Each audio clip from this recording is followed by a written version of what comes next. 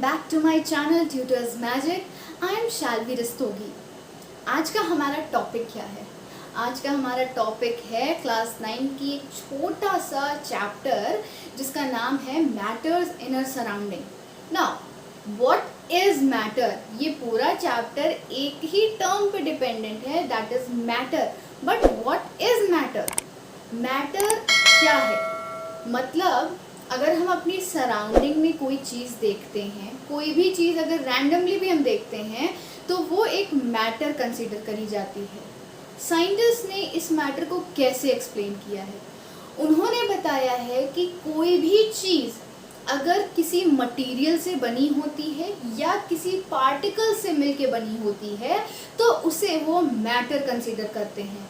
चाहे वो खाना हो, चाहे वो कोई भी टेबल हो या चेयर हो या कोई भी ऑब्जेक्ट हो, कोई भी चीज़ जो पार्टिकल्स से मिलके बनी है वो मैटर है. मैटर का एक और डेफिनेशन है that it can not be created not destroyed. मतलब कि मैटर जो है it can neither be created, ना वो बनाया जा सकता है ना उसको डिस्ट्रॉय करा जा सकता है, पर matter can be transformed into different, उनके डिफरेंट तरीके से उसको ट्रांसफॉर्म कर दिया जाता है, डिफरेंट ऑब्जेक्ट्स में उनको ट्रांसफ़र कर दिया जाता है. तो इस चैप्टर में हम बेसिकली मैटर के बारे में पढ़ेंगे और ये जानेंगे कि मैटर हमारी सराउंडिंग में कैसे है. तो स्टार्ट करते हैं वीडियो को. सबसे पहले यहाँ पे मैटर है उसकी डेफिनेशन दी गई है. पहली बात, मैटर जो है is something which occupies space, have its mass and some volume, उसी को मैटर कहते हैं. एंड मैटर की यही डेफिनेशन है completely, that matter is anything which has mass and volume. या इसकी एक और डेफिनेशन है, matter is anything which has mass and occupies space and can be felt by a sense organ is said to be matter. Matter जो है उसके पास कुछ उसका मास होता है या वॉल्यूम होती है या वो एक स्पेस ऑक्यूपाई करती है, इस वजह से उसे मैटर कहा जाता है. नाउ मैटर को हिंदी में तत्व कहते हैं. ये जो तत्व है इसको हम कह सकते हैं कि ये हर जगह प्रेजेंट है. ये बहुत सारा मतलब बहुत ही ज़्यादा अमाउंट में प्रेजेंट है एंड इसकी दो प्रॉपर्टीज़ में डिफाइन किया गया है. पहली है physical property and then second one is the chemical property. जो इसकी फिजिकल प्रॉपर्टी है वो होगी सॉलिड, लिक्विड, गैस. अब ये सॉलिड, लिक्विड, गैस में क्यों होगी, या हम कह सकते हैं कि क्यों इसको फिजिकल प्रॉपर्टी में रखा गया है? क्योंकि इनके अंदर इनके पार्टिकल्स जो हैं वो हमें दिखते हैं, पर एक्चुअल में कोई भी मैटर जो होगा उसके जो पार्टिकल्स होंगे वो हमें हमारी आई से नहीं दिखते हैं. होते हैं पर नहीं दिखते हैं. पर यहाँ पे सॉलिड, लिक्विड, गैस जो है इसके जो पार्टिकल्स हैं वो दिखेंगे, इसीलिए इसको फिजिकल बोला गया. दैट मीन्स कि इसको हम टच करके एक्चुअल में फील करके सेंस करके देख सकते हैं कि ये है एक्चुअल में. फिर ये जो सॉलिड, लिक्विड, गैस है ये फिजिकल प्रॉपर्टी है.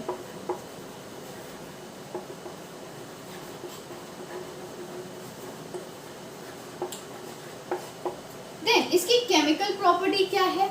इसकी केमिकल प्रॉपर्टी है इसके एलिमेंट्स, इसके कंपाउंड या इसके मिक्सचर्स. एलिमेंट, कंपाउंड या मिक्सचर्स, इनको कैसे अलग अलग करा गया है? एलिमेंट जो होता है वो एक सिंगल होता है, जैसे हाइड्रोजन या हीलियम, लिथियम, ये सारे एलिमेंट्स होते हैं. कंपाउंड क्या होता है? दो एलिमेंट्स का कॉम्बिनेशन होता है, जैसे H2O, H2SO4, ये तीन एलिमेंट्स का कॉम्बिनेशन है. देन मिक्सचर क्या होता है? दो कंपाउंड्स का कॉम्बिनेशन होता है. दो कंपाउंड जब आपस में मिलेंगे तो वो मिक्सचर बनाएंगे. इसी को हम केमिकल प्रॉपर्टीज कहते हैं इनकी.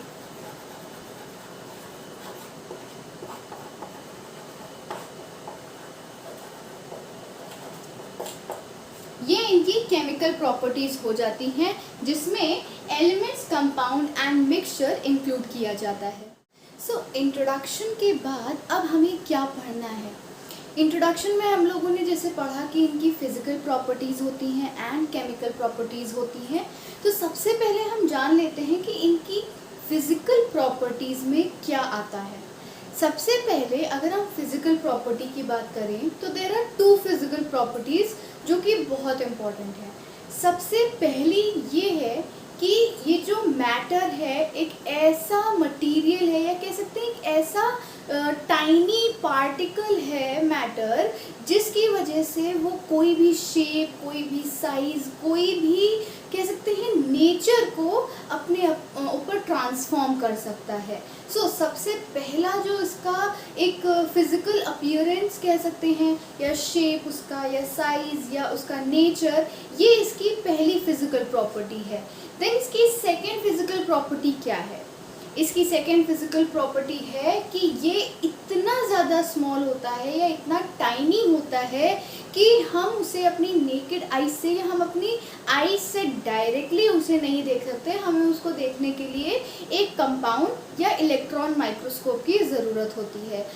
ये जो 2 प्रॉपर्टीज़ हैं ये इसकी फिजिकल प्रॉपर्टी है, एंड इन फिजिकल प्रॉपर्टीज़ के अकॉर्डिंगली ही हम मैटर को डिफाइन करते हैं। फिर जब इनकी फिजिकल प्रॉपर्टी ख़त्म हो जाती है तब आती है इनकी कैरेक्टरिस्टिक्स। तो कैरेक्टरिस्टिक्स 5 होते हैं इनके। सबसे पहली जो कैरेक्टरिस्टिक होती है वो होती है particle of matter have space between them.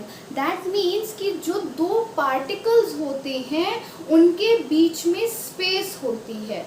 Then second क्या है इसका? Particles of matter are continuously moving. This suggests that they possess some energy।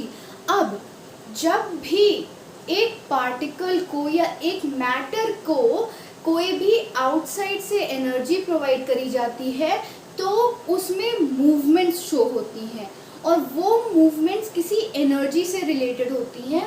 उस एनर्जी को हम कहते हैं काइनेटिक एनर्जी ना। अगर हम किसी भी पार्टिकल को कोई एनर्जी प्रोवाइड करते हैं तो वो बहुत ही ज़्यादा विगरसली कह सकते हैं मूव करता है, एंड उस मूवमेंट से ही हमें समझ में आ जाता है कि उसके नेचर में किस तरह से चेंज आएगा, उसके साइज़ में किस तरीके से आएगा, और उसके शेप में किस तरीके से आएगा। ये प्रॉपर्टी आप बहुत ही डीपली पढ़ेंगे जब आप पढ़ेंगे स्टेट्स ऑफ मैटर, वो मैं आपको इसी वीडियो में आगे बताऊँगी। देन थर्ड पॉइंट है इसका, all the matter is composed of small particles which can exist independently। That means जितने भी particles होते हैं मैटर के वो इतने स्मॉल पार्टिकल से बने होते हैं। मैंने अभी आपको बताया था कि वो इतने टाइनी होते हैं, इतने स्मॉल होते हैं कि हम उन्हें बेयरली देख पाते हैं। तो यहाँ पे वही लिखा है that all the matter is composed of small particles. बहुत छोटे छोटे पार्टिकल्स से वो बने होते हैं जो कि इंडिपेंडेंटली कहीं भी मूव कर सकते हैं, किसी भी डायरेक्शन में जा सकते हैं और इंडिपेंडेंटली ही मूव करते हैं। देन फोर्थ पॉइंट है इसका, the particle of matter have the tendency to diffuse. Now 2 particle आपस में डिफ्यूज भी हो सकते हैं, दैट मीन्स मिल भी सकते हैं। सिंपल से इसका मतलब है कि जो पार्टिकल्स हैं वो आपस में टकराते भी हैं, उनमें डिफ्यूजन भी होता है। सो फोर्थ पॉइंट या फोर्थ कैरेक्टरिस्टिक सिंपली कहना चाहती है कि जो पार्टिकल्स हैं वो डिफ्यूजन परफॉर्म करते हैं। देन फिफ्थ पॉइंट है, particle of matter attracts each other. A force of attraction exists between the particles. This is known as intermolecular force of attraction। ये बहुत ही important point है, इसको हमेशा नोट करने वाली बात है कि जो particles होते हैं मैटर के वो एक दूसरे को अट्रैक्ट करने के काम आते हैं। That means इन मैटर में अट्रैक्शन होता है, और जो फोर्स लगता है इनके अट्रैक्शन में, जो 2 पार्टिकल्स के बीच में जो अट्रैक्शन होता है उस पर जो फोर्स लगता है उस अट्रैक्शन का नाम है इंटरमॉलिक्यूलर फोर्स ऑफ अट्रैक्शन। ये टर्म आपको बहुत ज़्यादा सुनने में आएगा जब आप आगे के जो चैप्टर के टॉपिक पढ़ेंगे, तो इसमें आपको intermolecular force of attraction, intermolecular space between the particles, ये सारे टर्म्स जो हैं वो सुनने में आएंगे। इसीलिए आते हैं बिकॉज ये जो है ये मेन कैरेक्टरिस्टिक होती है पार्टिकल्स ऑफ मैटर की। अभी तक हम लोगों ने बहुत सारी चीज़ें मैटर के बारे में पढ़ी हैं कि उसका क्या कैरेक्टरिस्टिक्स होती हैं, उसका फिज़िकल फॉर्म या फिज़िकल प्रॉपर्टी कैसी होती है, उसकी केमिकल प्रॉपर्टीज़ भी बहुत टाइप की होती हैं, जैसे एलिमेंट, कंपाउंड या मिक्सचर्स। अब हम लोग पढ़ते हैं कि एक्चुअल में मैटर कितनी तरीके से हमारी सराउंडिंग में रहता है या प्रेजेंट है। तो सबसे पहले बात करते हैं कि ये मैटर एक्चुअल में कितनी तरीके से हमारे सराउंडिंग में है। ये 3 टाइप से है, 3 डिफरेंट स्टेट्स में ये हमारी सराउंडिंग में प्रेजेंट है। सबसे पहले है solid, then liquid and then gas. ये सॉलिड, लिक्विड, गैस में इसलिए डिस्टिंग्विश्ड है बिकॉज कि ये जितने भी मटेरियल होते हैं, जितने भी पार्टिकल होते हैं, ये इन्हीं 3 स्टेट्स में पाए जाते हैं। आप चाहे किसी भी ऑब्जेक्ट को देख लें, वो इन तीनों स्टेट में ही होंगे, या तो सॉलिड में होंगे, या तो लिक्विड में होंगे, या गैसियस में होंगे। इनके बाद आता है सेमी सॉलिड और ये सारी जो होते हैं ये हायर क्लासेस में आपको पता चलेंगे। तो सबसे पहले हम लोग बात कर लेते हैं स्टेट्स ऑफ मैटर में। सबसे पहले हमने सॉलिड के बारे में जानना है, उसके बाद हमें लिक्विड के बारे में, और लिक्विड के बाद हम गैस पे जाएंगे। तो सबसे पहले हम सॉलिड के बारे में बात करते हैं कि इसकी कुछ प्रॉपर्टीज़ होती हैं जो कि बहुत ज़्यादा इम्पॉर्टेंट होती हैं। सबसे पहले हम सॉलिड के बारे में बात करते हैं। तो सॉलिड क्या है? ये एक फॉर्म ऑफ मैटर है, जैसा आपको डायग्राम शो हो रहा है। ये एक फॉर्म ऑफ मैटर है जो कि रिजिडिटी पोजेस करता है, या फिर कह सकते हैं इनकम्प्रेसिबिलिटी पोजेस करता है। तो ये सारी चीज़ें क्या हैं? ये सारी चीज़ें जो होती हैं ये बताती हैं कि एक्चुअल में जो सॉलिड है वो कैसा होना चाहिए। इसी से रिलेटेड होती हैं सारी इसकी कैरेक्टरिस्टिक। तो सबसे पहले एक एक करके पढ़ते हैं। सबसे पहले है इसकी फर्स्ट कैरेक्टरिस्टिक जो कि है solid have definite shape, distinct boundaries and fixed volume. इसका मतलब क्या होता है? सॉलिड का शेप कैसा होता है? सॉलिड का शेप एक ही जैसा होता है। अगर हम किसी भी सपोज हमने आइस ली, आइस को हमने एक शेप दिया था, वो शेप उसका कंप्लीटली रहेगा, थ्रू आउट रहेगा। वो शेप किसी दूसरे शेप में नहीं ट्रांसफर होगा या चेंज होगा। क्यों नहीं होगा? बिकॉज वो एक डेफिनेट शेप है, वो एक सॉलिड है और वो एक डेफिनेट शेप पोजेस कर रहा है। इस वजह से वो नहीं चेंज होगा, बिकॉज उसके पार्टिकल्स जो हैं वो आपस में कंबाइन हो गए हैं, या कह सकते हैं डिफ्यूज हो गए हैं, या अट्रैक्ट हो गए हैं। दो मैंने आपको पहले भी बताया था कि इंटरमॉलिक्यूलर फोर्स ऑफ अट्रैक्शन हर जगह वर्क करता है। तो यहाँ पे सॉलिड में कर रहा है, और सॉलिड में जब वो करेगा तो जो उसके मॉलिक्यूल्स या पार्टिकल्स होंगे वो आपस में चिपक जाएंगे due to this intermolecular force of attraction. Because दो पार्टिकल्स के बीच अट्रैक्शन लग रहा है और वो दोनों एक दूसरे को अट्रैक्ट कर रहे हैं, इसीलिए वो एक डेफिनेट शेप जो है वो पोजेस करेंगे। फिक्स्ड बाउंड्रीज भी डेफिनेट शेप की वजह से ही आती है। भाई डेफिनेट शेप होगा तो उसकी जो बाउंड्रीज होंगी वो फिक्स्ड होंगी, एंड इन्हीं दोनों से रिलेटेड होती है उसकी फिक्स्ड वॉल्यूम की। भाई जब एक डेफिनेट शेप होगा, उसकी डिस्टिंक्ट बाउंड्रीज होंगी, तो उसके फिक्स्ड एक वॉल्यूम भी होगी। Then second point है solid have the tendency to maintain their shape when it is subjected to outside force. Now जैसा मैंने अभी आपको बताया कि जो सॉलिड होता है वो एक शेप पोजेस करता है कंप्लीटली एंड थ्रू आउट, वो एक शेप पोजेस करता है। अगर उसमें आउटसाइड फोर्स लग रहा है तो ज़रूरी नहीं है कि वो अपना शेप चेंज कर दे, वो टूट जाएगा। अगर हम एग्जाम्पल के तरीके से समझाएं तो आइस क्या है? आइस भी एक सॉलिड ही है, और अगर हम उस पर आउटसाइड फोर्स डालेंगे तो वो ब्रेक हो जाएगी, रादर उसका शेप चेंज हो। वो शेप नहीं चेंज करेगी, बट क्या होगा, वो ब्रेक हो जाएगी 2 टुकड़ों में या 3 टुकड़ों में, या डिफरेंट तरीके से वो टूट जाएगी, पर उसका जो शेप है वो चेंज नहीं होगा। सो यहाँ पे यही बताया कि सॉलिड के पास एक ऐसी टेंडेंसी होती है जिसकी वजह से वो अपना शेप हर तरीके से मेंटेन करते हैं, even when outside force is applied. Outside force जब अप्लाई होता है तब भी ये एक टेंडेंसी बनाए रखती है कि इसका जो शेप है वो कम्प्लीटली बना रहे। Then third point is solid either do not diffuse or diffused with a very slow rate. Now solid जो है एक फिक्स्ड शेप होता है. फिक्स्ड शेप इसलिए क्योंकि पार्टिकल्स में फोर्स ऑफ अट्रैक्शन होता है. जब फोर्स ऑफ अट्रैक्शन होगा तो पार्टिकल्स आपस में डिफ्यूज नहीं करेंगे या दूसरे पार्टिकल्स के साथ जाकर के मिलेंगे भी नहीं. अगर मिलते भी हैं तो इतना स्लो प्रोसेस होगा कि वो एक्चुअल में दिखेगा ही नहीं है. तो यहाँ पे सिंपली यही बताया है that solid either do not diffuse, और अगर डिफ्यूज होता भी है तो वो इतना स्लो होता है कि वो हमें दिखाई भी नहीं देता है. Then fourth point is solid may break under force but it is difficult to change their shape so they are rigid. Now मैंने पहले भी आपको बताया कि वो क्या होते हैं, वो फोर्स में ब्रेक हो सकते हैं. आउटसाइड फोर्स अगर लगाएंगे तो वो ब्रेक हो जाएंगे, पर वो शेप चेंज करें दैट इज इम्पॉसिबल. वो चेंज नहीं होंगे बिकॉज वो रिजिड होते हैं, उनकी रिजिडिटी होती है, इस वजह से उनका शेप जो है वो चेंज नहीं होगा, पर वो ब्रेक ज़रूर हो जाएंगे अंडर फोर्स.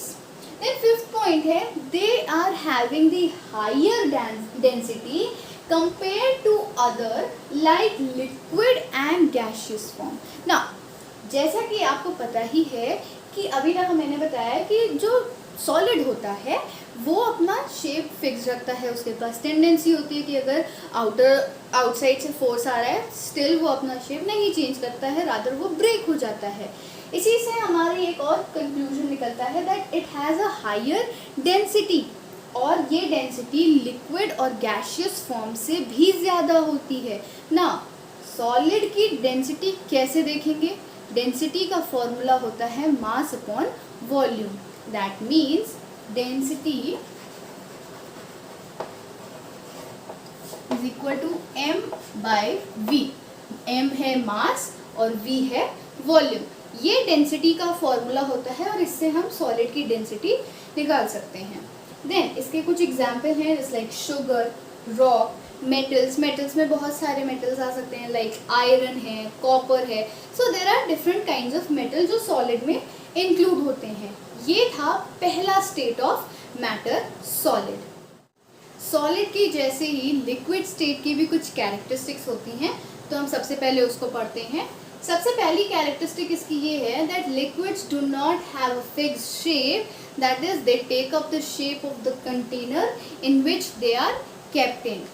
मतलब कि लिक्विड जो होता है उसके पास कोई भी शेप अपना नहीं होता है, पर वो क्या करता है, वो उस कंटेनर का शेप ले लेता है जिसमें उस लिक्विड को रखा गया है.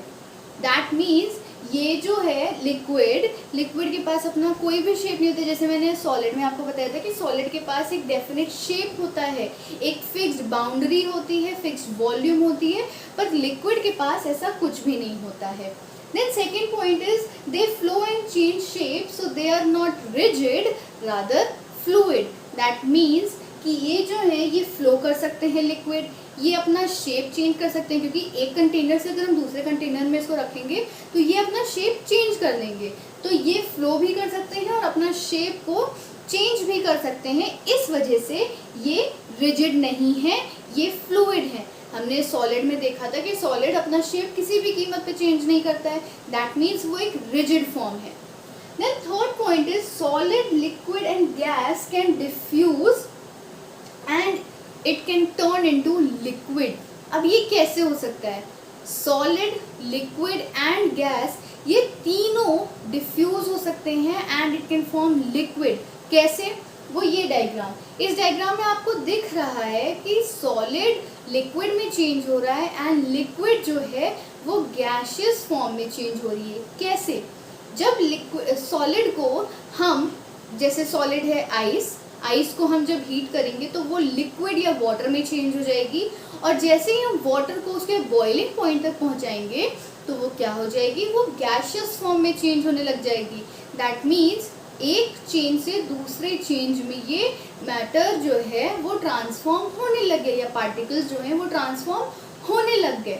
इसी तरीके से जब गैस को हम कूल डाउन कर देंगे तो वो लिक्विड फॉर्म में आ जाएगी, और लिक्विड जब आ जाएगी तो हम उसको फ्रीज करके फिर से सॉलिड बना सकते हैं। ये इंटरचेंज जो है इस पॉइंट में, ये इंटरचेंज ही बहुत इम्पॉर्टेंट है। ये डायग्राम में आपको सिंपली बताया है दैट सॉलिड जो है वो लिक्विड में चेंज हो सकता है, लिक्विड जो है वो गैस में चेंज हो सकती है। That means solid, liquid, gas, ये तीनों लिक्विड में डिफ्यूज हो सकते हैं। Then fourth point is liquid are almost incompressible. जैसा मैंने सॉलिड में बताया था आपको, सॉलिड में इनकम्प्रेसिबल क्यों होते हैं वो? इसलिए क्योंकि उनके पास एक फिक्स शेप होता है, पर लिक्विड के पास तो यहाँ कोई फिक्स शेप नहीं होता है। पर क्या होता है, उसके पास एक कंटेनर होता है, और कंटेनर में कुछ उसकी वॉल्यूम होगी, एयर होगी, दैट मीन्स उसको कंप्रेस करना थोड़ा मुश्किल हो जाएगा। So the fifth point is then the force of attraction between the particles of liquid is greater than that of the gas but less than that of solid। अब इसका मतलब क्या होता है? फोर्स ऑफ अट्रैक्शन है, जिस तरीके से सॉलिड में था उसी तरीके से लिक्विड में है, एंड उसी तरीके से गैसियस में भी होगा। फोर्स ऑफ अट्रैक्शन हमने सॉलिड में क्या देखा था? उसमें देखा था हमने कि जो पार्टिकल्स हैं वो बहुत ज़्यादा क्लोजली पैक्ड हैं, इस वजह से वो नहीं, फोर्स ऑफ अट्रैक्शन जो है वो नहीं टूटेगा।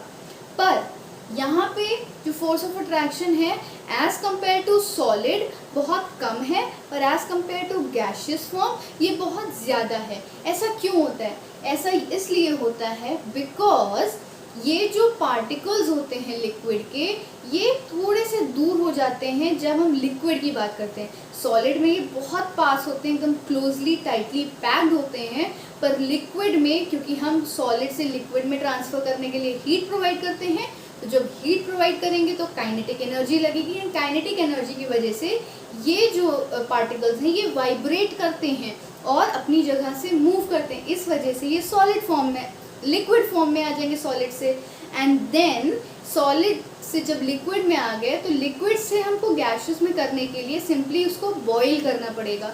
तो उस वजह से फोर्स ऑफ अट्रैक्शन यहाँ पे बहुत ही इंपॉर्टेंट रोल प्ले करता है, और इसी वजह से ये फिफ्थ पॉइंट कह रहा है that the force of attraction between the particles of liquid is greater than that of gas. Gas से अगर कंपेयर करें तो उसमें बहुत ज़्यादा है लिक्विड का, पर अगर हम सॉलिड से कंपेयर करें तो उसमें बहुत कम है। Then sixth point is the rate of diffusion is higher in liquid than that of solid। ये कैसे पॉसिबल है? बिकॉज हम लिक्विड को आपस में चेंज कर सकते हैं या डिफ्यूज कर सकते हैं। पानी को हम दूध में मिला सकते हैं, मिल्क को हम वाटर में अगेन मिला सकते हैं, पर क्या सॉलिड को सॉलिड से मिला सकते हैं? नहीं। तो यहाँ पे क्या बताया है? The rate of diffusion is higher in liquid, मतलब लिक्विड को हम डिफ्यूज कर सकते हैं पर सॉलिड को हम नहीं कर सकते हैं। Then seventh point is the density of liquid is generally less than that of solid. अब सॉलिड की जो डेंसिटी होती है वो क्या होती है? वो बहुत हाई होती है, पर लिक्विड की क्या होती है?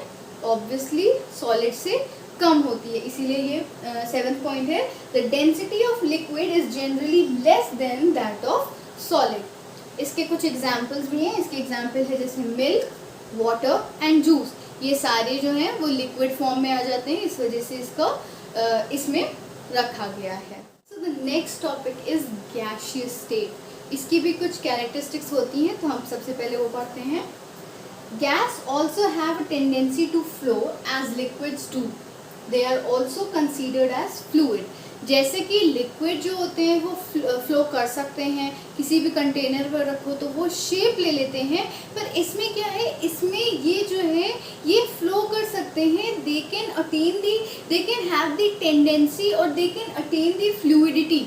इनके पास फ्लूइडिटी होती है, ये फ्लो कर सकते हैं, पर ये शेप्स नहीं अटेन कर सकते बिकॉज ये गैस होती है। Then the second point is gas shows the diffusing property very fast into other gases due to the high speed of particles and space between them। अब इसका क्या मतलब होता है? इसका मतलब होता है कि जो गैस होती है ये एक डिफ्यूजिंग प्रॉपर्टी तो शो करती ही करती है, पर ये कैसे करती है? As compare to solid and liquid, solid तो डिफ्यूज होता ही नहीं है, बट लिक्विड अगर डिफ्यूज होता है उससे भी तेज़ ये डिफ्यूजिंग प्रॉपर्टी को करती है perform, and due to the high speed particles. क्यों इसके हाई स्पीड पार्टिकल्स बोले गए हैं? इसलिए बोला गया है बिकॉज इनकी जो पार्टिकल्स हैं उनके बीच जो स्पेस होती है वो बहुत ज़्यादा होती है, एंड इस वजह से ये जो है इनके पार्टिकल्स रैंडमली बहुत स्पीड में मूव करते हैं। और इसी की वजह से अगर हम एक रूम में कोई भी फ्रेग्रेंस या कोई भी एक ऐसी ऑब्जेक्ट को स्प्रे करते हैं जिसमें स्मेल होती है, तो वो दूसरे रूम तक जाने में वो ज़्यादा समय नहीं लगाती है। सपोज़ अगर किचन में खाना बन रहा है तो वो दूसरे कमरे में जो है वो बहुत जल्दी उसकी स्मेल जाएगी। क्यों होता है ऐसा? ऐसा इसीलिए होता है बिकॉज जो उसके पार्टिकल्स होते हैं वो बहुत जल्दी स्प्रेड होने लगते हैं, या कह सकते हैं बहुत ज़्यादा स्पीड में वो स्प्रेड होते हैं। Then the third point is gas are highly compressible. जैसा कि हमने पहले भी बताया था कि सॉलिड और लिक्विड दोनों कंप्रेसिबल नहीं है, दे आर इनकम्प्रेसिबल। पर यहाँ गैस में हमने देखा कि गैस क्या है, वो एक कंप्रेसिबल ऑब्जेक्ट है, या कह सकते हैं कंप्रेसिबल है उसके पार्टिकल्स। ऐसा क्यों है? बिकॉज ये जैसे हम एलपीजी जो यूज़ करते हैं अपने घरों में, लिक्विफाइड पेट्रोलियम गैस या सीएनजी जो कारों में यूज़ होती है, ये सारी गैसेस ही हैं, बट ये कंटेनर में बंद है या कंप्रेस हैं। Then fourth point is in gaseous state the particles move about randomly at very high speed. Due to this, gas exert pressure on the wall of the container in which they are kept. इस point का मतलब क्या है? ये point बहुत important है। Gaseous state में, that means इस स्टेट में पार्टिकल्स जो होते हैं वो रैंडमली मूव करते हैं। जैसे मैंने अभी आपको बताया कि कोई फिक्स डायरेक्शन नहीं होती है इसकी, रैंडमली मूव करेंगे, एंड जब ये मूव करते हैं तो ये बहुत ही हाई स्पीड पे मूव करते हैं, और इसी की वजह से जो गैस है वो एक प्रेशर एक्सर्ट करती है किसकी वॉल पे? उस कंटेनर की वॉल पे जिसके अंदर वो गैस भरी गई है। Then the fifth point is all living creatures or living beings need to breathe for survival. Obviously हमें एयर की ज़रूरत होती है, ऑक्सीजन की ज़रूरत होती है, जिसकी वजह से हम सर्वाइव कर पाते हैं।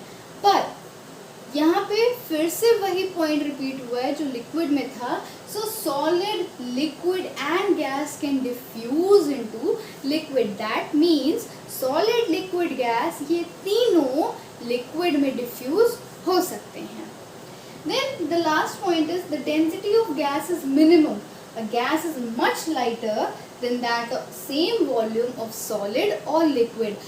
अगर हम सेम वॉल्यूम लें तीनों का, सॉलिड का भी लें, लिक्विड का भी लें, एंड गैसियस स्टेट का भी लें या गैस फॉर्म का लें, अगर हम उनको कंपेयर करेंगे तो गैस सबसे लाइटर होती है। इस वजह से उसकी डेंसिटी जो है वो सबसे ज़्यादा मिनिमम होगी। इसीलिए बोला गया है that a gas is much lighter than that same volume of solid और अ गैस। सो आज का हमारा टॉपिक यहीं पे एंड होता है। आज हम लोगों ने बहुत सी इंटरेस्टिंग चीज़ें पढ़ी, मैटर के बारे में, पार्टिकल्स के बारे में पढ़ी, उनकी प्रॉपर्टीज़ के बारे में पढ़ा और उनके स्टेट्स के बारे में पढ़ा। बेसिकली 3 टाइप के स्टेट्स हमने पढ़े। आई होप आपको ये वीडियो पसंद आई हो, आपको समझ में आया हो जो मैंने आज पढ़ाया, और अगर आया है तो please hit that like button and subscribe to my channel, and please press the bell icon जिससे आपको नोटिफिकेशन मिल जाए जब भी मैं कोई अपनी नई वीडियो अपलोड करूँ। एंड इस वीडियो में कहीं पे भी कोई भी कंफ्यूजन है प्लीज़ कमेंट ज़रूर करिएगा ताकि मैं आपकी वहाँ पे भी हेल्प कर सकूँ। Thank you so much.